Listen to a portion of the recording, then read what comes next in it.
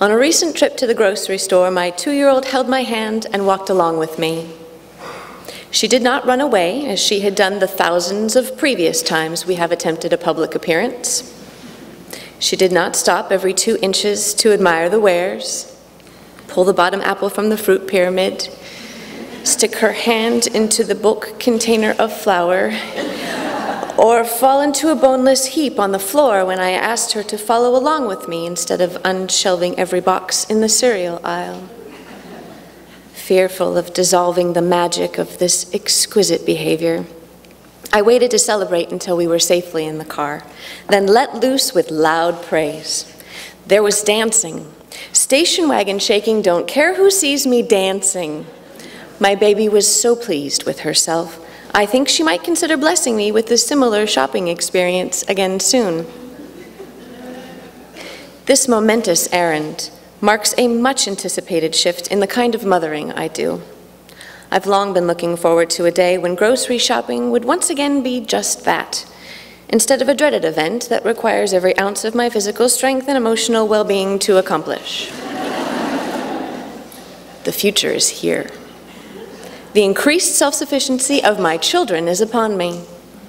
It won't be long now, until no one under my supervision will believe it is their job to bolt away from me towards traffic or tackle unsuspecting children on the playground.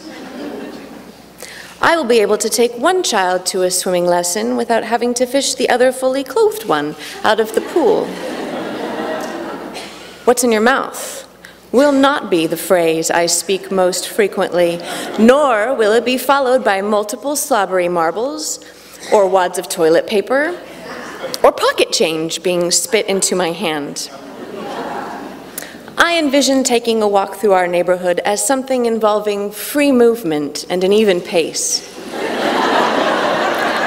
No 35-pound struggling toddler on my hip or pushing the equivalent of my weight in a loaded double stroller. Already, everyone in our house can visit the bathroom by themselves. Please note the difference between ability and actual practice. Any moment now, my youngest will stop plunging her hand down the front of my shirt to hold my breasts for comfort in public. It's like her security blanket. The right one, mostly. My husband has asked me to stop talking about it at dinner parties, but this is fine. Soon, I will enjoy a meal without that same child awkwardly planting herself on my lap between me and my dinner so that I have to cut and eat with my non-dominant hand, trying not to drop my lasagna onto my little girl's head while she slops hers down her front and onto my pants. Instead, there will be no little girl on my lap.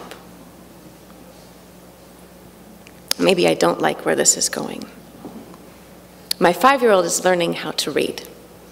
She takes turns reading her books to me now at bedtime, and I loved it until I realized she's going to read me right out of a job. My youngest still falls asleep in my arms for an afternoon nap.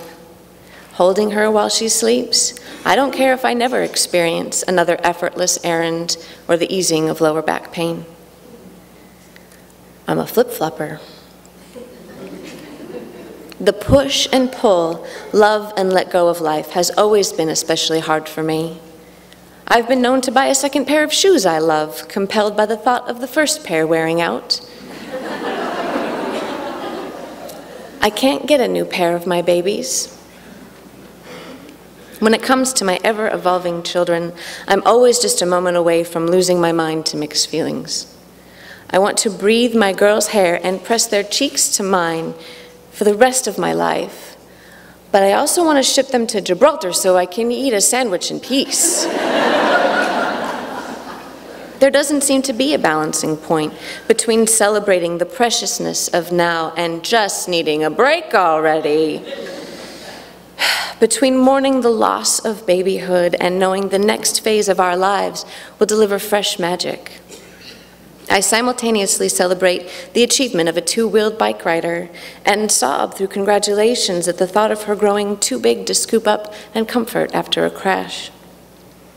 My big girl swears she'll always come running and jump into my arms when I pick her up from school.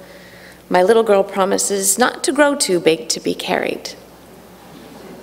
They're lying.